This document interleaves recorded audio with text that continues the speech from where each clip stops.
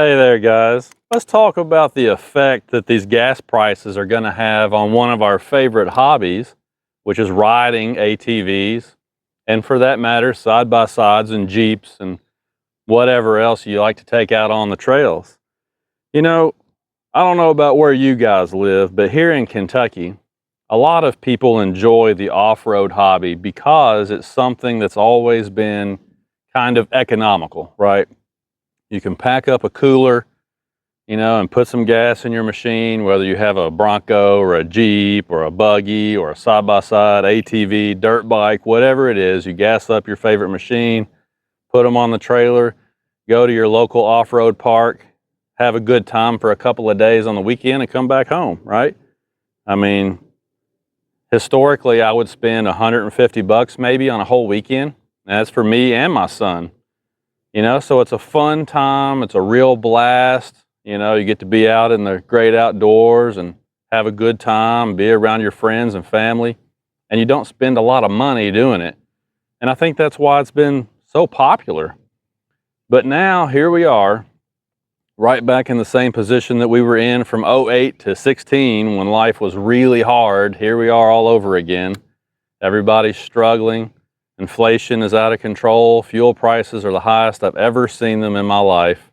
I was born back in the '70s. I've never seen the kind of stuff going on that's going on right now.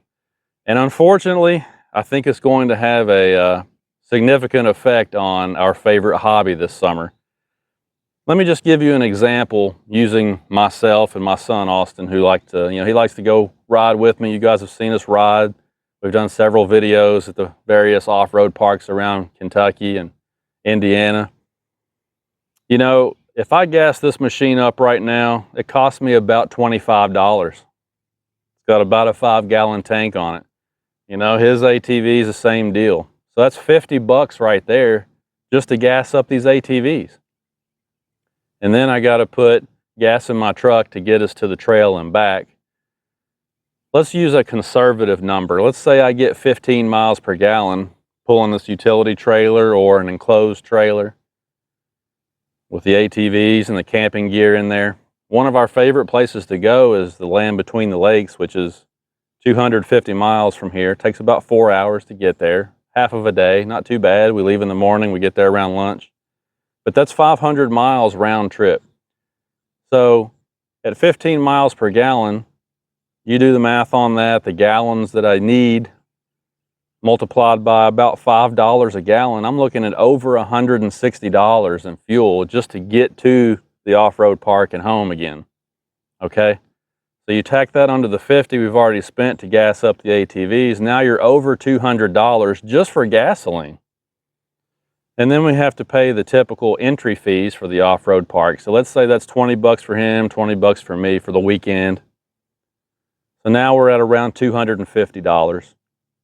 And then normally they charge you a small fee for camping. So let's say we spend another 20 bucks for, the privilege of throwing up tents. So now we're at about $270. Oh, but we need food. And if you go to the grocery store now, you'll see that food is outrageous. So again, I'm going to use a conservative number here.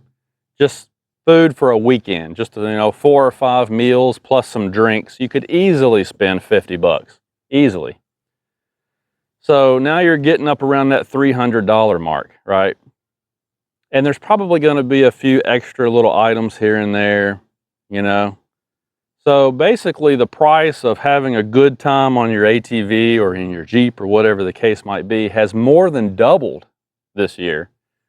I mean, you can easily spend $300, $400 just on a weekend at an off-road park. I mean, it's just not economical. And unfortunately, that hobby that we've all enjoyed because of the fact that it's so much fun and it's economical, well, now it's not economical and it's probably going to drive a lot of people out of it, at least temporarily. You go to a campground right now and you probably will see a lot of people just because everybody's been cooped up for 2 years because of the shutdowns and people are just ready to get out.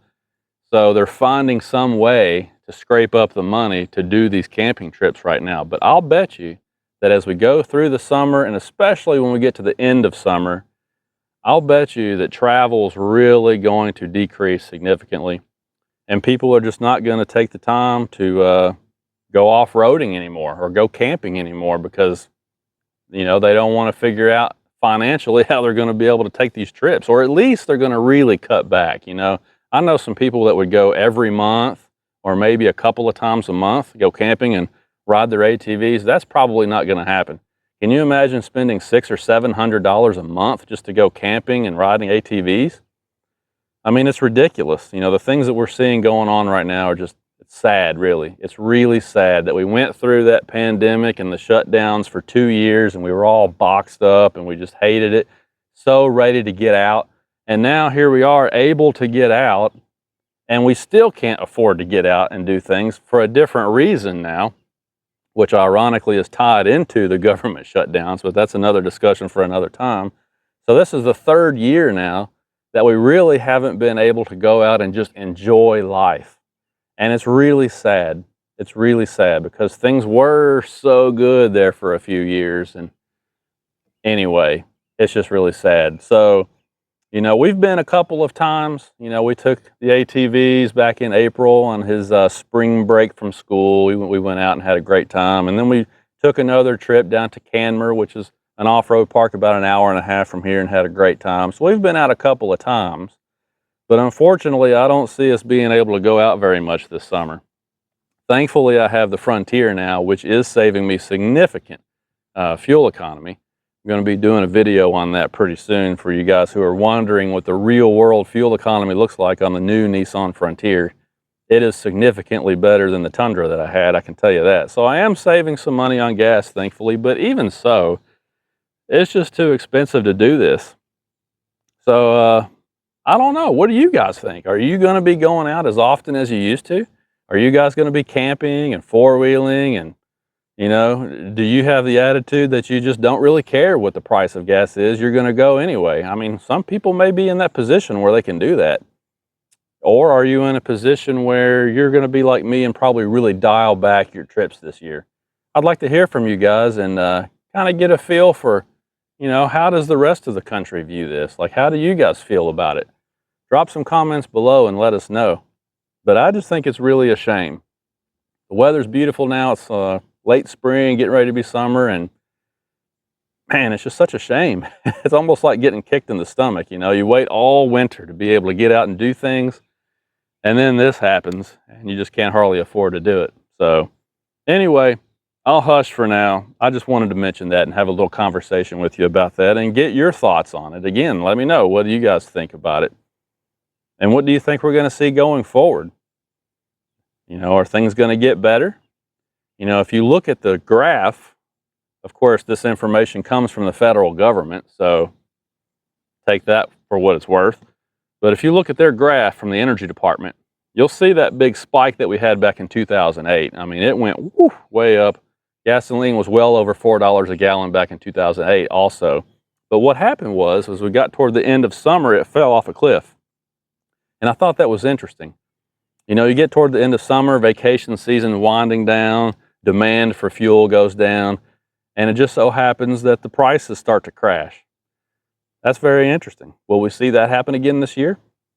You know, our price is going to continue to climb for another month or so, and then after we get past July, we'll see it start to come back down again. I mean, I kind of hope so, but do you think we will? Or is this a completely different animal altogether? Very interesting, isn't it? I hope that we get to go out and have some more fun. I hope that things get better as we go through 2022 and we're able to afford to go out and live our lives again more comfortably without having to make so many sacrifices. But let me know what you think. And as always, guys, I appreciate you watching. We're going to have some more content coming. We'll find something to do around here. All right, guys. Take care.